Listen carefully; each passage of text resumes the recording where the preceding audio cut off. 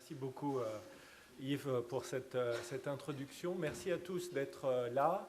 On va avoir des débats qui vont être particulièrement riches et je tiens à rebondir sur ce que Yves Lévy vient de dire, c'est-à-dire le fait que nous sommes ici pour échanger, confronter nos idées, pouvoir travailler ensemble.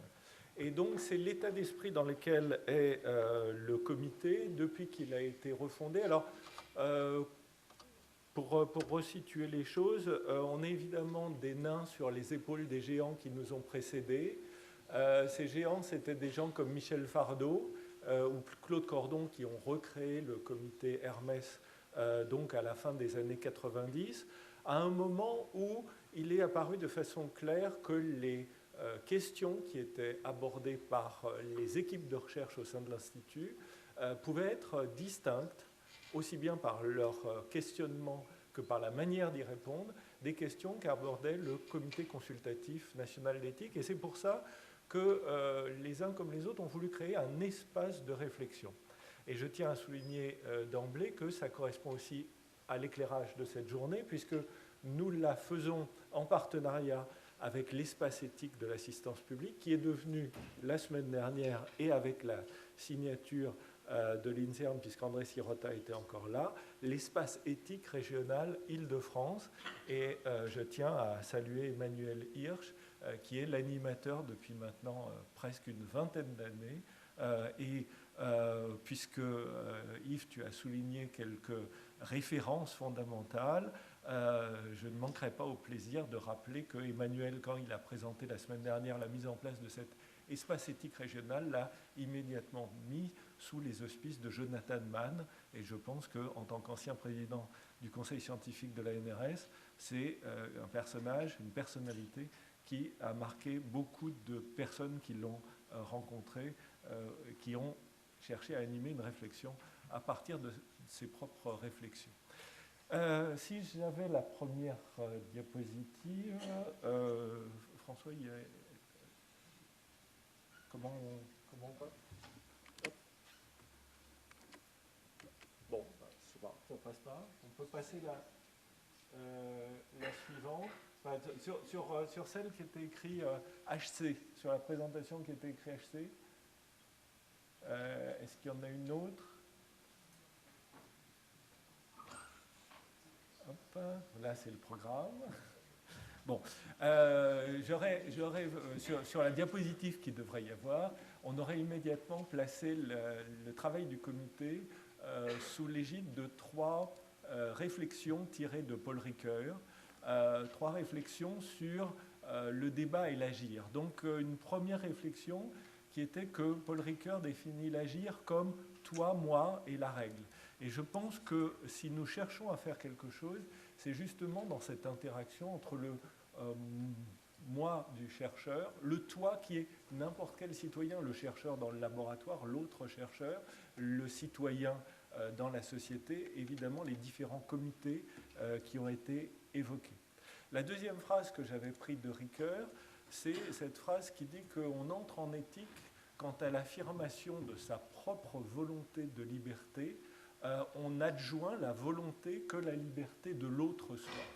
Je ne pense pas qu'il puisse y avoir de réflexion aujourd'hui dans des sociétés démocratiques, et c'est pour ça que l'éthique est une question politique fondamentale, une réflexion sur l'autonomie, sur la liberté individuelle, sans penser immédiatement la liberté de l'autre et en quoi cet exercice de l'autonomie agit sur l'autonomie de l'autre. Nous sommes tous interdépendants et nous devons inscrire cette réflexion là. Et puis, la troisième phrase de Ricoeur, c'était plutôt dans le cadre institutionnel, c'est une phrase qui dit « la visée de la vie bonne pour et avec les autres dans des institutions justes ». Et je crois que, mon cher Yves, tu reconnaîtra que ton objectif en tant que nouveau PDG de l'INSERM est probablement celui de la vie bonne par et avec les autres dans des institutions justes, et le comité d'éthique ainsi que les autres comités avec lesquels il interagit au sein de l'INSERM et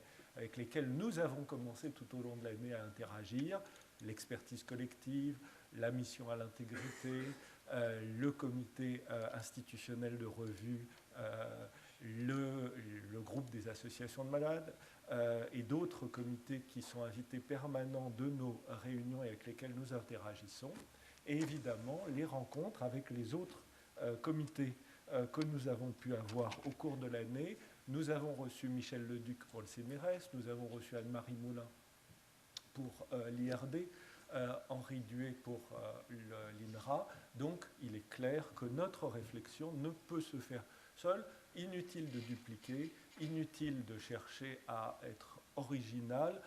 Là encore, c'est avec les autres que nous chercherons à avancer. Et là, on pourrait citer plutôt Montaigne.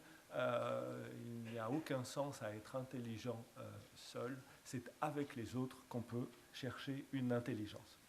Donc notre mission, je vous la rappelle dans cette diapositive, anticiper.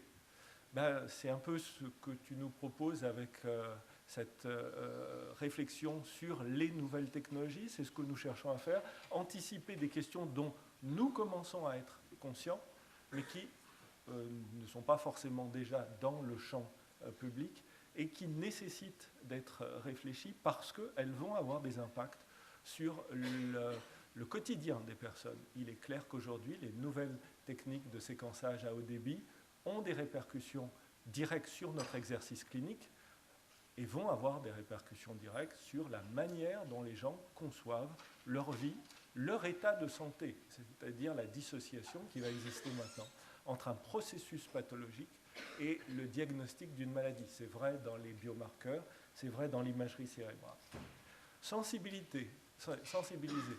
Je dis toujours que l'éthique ne doit pas venir comme une cerise sur le gâteau. Notre objectif, c'est que la réflexion éthique soit un a priori de l'élaboration des protocoles de recherche et non pas quelque chose qu'on cherche à compléter à la fin du processus.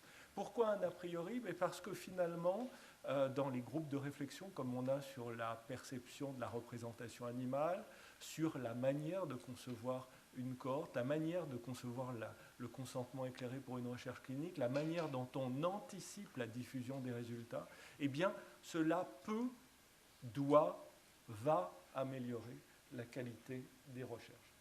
Et donc, nous sommes là, très modestement, pour essayer de contribuer à ces différents éléments. Peut-être c'est l'autre. Voilà. Non, je prends la souris. Bon, voyez.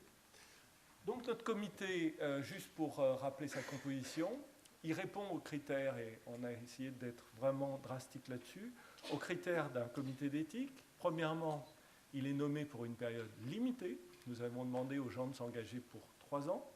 Et nous avons demandé que les gens soient présents. Et je suis très heureux, très fier, mais en même temps très reconnaissant aux membres du comité d'avoir vraiment été d'une exemplaire régularité au rendez-vous mensuel, ce qui n'est pas évident, surtout quand on vient de Genève, surtout quand on vient de Bruxelles, parfois y compris quand on vient de Marseille, parfois dans des conditions de transport difficiles.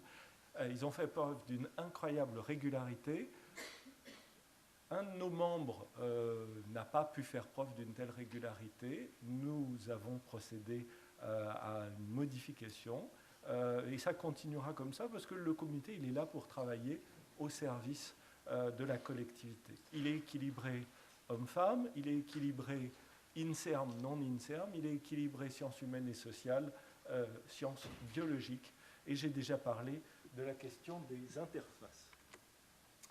Juste ici pour, encore une fois, remercier les gens comme Michel Fardot, qui nous avait fait l'honneur d'être là à la première réunion, remercier André Sirota, qui m'avait confié cette responsabilité, remercier sur cette diapositive François Hirsch, qui est le secrétaire général du comité, la cheville ouvrière du travail de ce comité, et Marie-Françoise Vergne, remercier aussi le DISC qui met à notre disposition les moyens pour nous permettre chaque mois de travailler, et plus récemment beaucoup de travail pour permettre qu'aujourd'hui les 4 notes qui vous sont présentées soient disponibles depuis hier en ligne. Donc on a eu des groupes de travail qui se sont faits autour de Césine. Par exemple, la question nous a été posée par Thierry Galli non de l'ithmobiologie cellulaire. Pourquoi y a-t-il si peu de recherches sur l'embryon dans les équipes INSERM? N'y a-t-il pas des barrières? Et si elles existent, quelles sont-elles? Et qu'est-ce que pourrait faire l'Institut pour permettre aux chercheurs qui en ont les projets de développer ces recherches? C'est une des notes dans un groupe de travail encadré par Pierre Jouennet qui vous sera présenté cet après-midi. Nous avons eu aussi une saisine de chercheurs de l'Institut sur un peu plus de 50 ans après, mais dans le contexte quand même d'une reconnaissance, la découverte de la trisomie 21 et le fait de souligner le rôle essentiel joué par Marthe Gauthier dans la découverte de la trisomie 21. Et une des notes qui est typique de nos notes, c'est-à-dire qui a été élaborée pour essayer de répondre à la saisine, mais qui est ouverte à la discussion et qui s'enrichira des réflexions des uns et des autres. Et nous avons la chance et l'honneur de pouvoir bénéficier des réflexions et commentaires d'acteurs directs du terrain comme Marthe Gauthier elle-même et comme Simone Gilgenkrantz ou Jean Ecardi qui étaient des acteurs de l'époque. Cette note s'enrichira encore et c'est bien le principe de la note que de poser une réflexion et une position à un instant donné, de proposer une ouverture à la critique constructive, et de la faire évoluer de telle manière qu'elle puisse avoir une répercussion maximum et qu'elle reste ouverte. D'autres réflexions correspondent à des autosaisines du comité. La question de l'impact du genre sur la santé et sur la recherche en santé est une des notes d'étape et plutôt une note d'ouverture d'un champ de réflexion qui est présenté cet après-midi aussi. Et puis, on a quelque chose qui est plus directement de l'utilitariste, on dira pragmatique, sur les découvertes inattendues. Des champs s'ouvrent, comme la question des recherches au Sud, qui est typiquement là une question avis-sans-Sud, qui correspond aussi d'une certaine façon à une demande de Jean-François Delfrécy ou d'André Sirota sur une animation de la recherche au Sud, et un nouveau groupe se met en place sur ces questions, en dehors du fait que nous avons, tout au long de l'année, eu une interaction avec le groupe d'expertise collective afin de relire et de donner des avis sur les conclusions des différents rapports d'expertise. Et cette collaboration extrêmement tenue maintenant et fructueuse va se développer même avec un examen du questionnement avant de lancer ces rapports. Voilà, vous trouverez sur le site du comité d'éthique de l'INSERM ces notes. Elles sont ouvertes à votre lecture, elles sont ouvertes à votre critique. Les débats d'aujourd'hui sont justement des débats pour nous permettre d'enrichir notre questionnement, d'enrichir notre réflexion.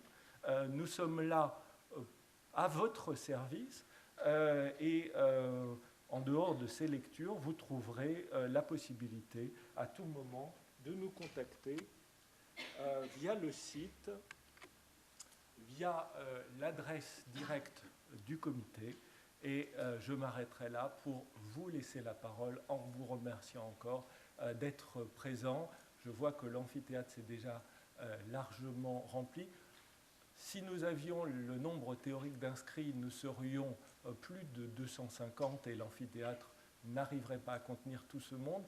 D'une certaine façon, la SNCF, ou en tout cas certains cheminots de la SNCF, ont décidé de faire, entre guillemets, un tri éthique en favorisant un peu, par un biais de sélection, non pas le genre, mais plutôt le genre francilien. J'en remercie d'autant plus nos amis belges, suisses ou du sud de la France qui ont fait l'effort d'anticiper, comme pour la réflexion éthique, notre réunion, et en anticipant notre réunion, de pouvoir être parmi nous aujourd'hui pour ce débat. Merci à tous et je vous souhaite une bonne journée. Emmanuel, tu veux dire quelques mots de bienvenue aussi ?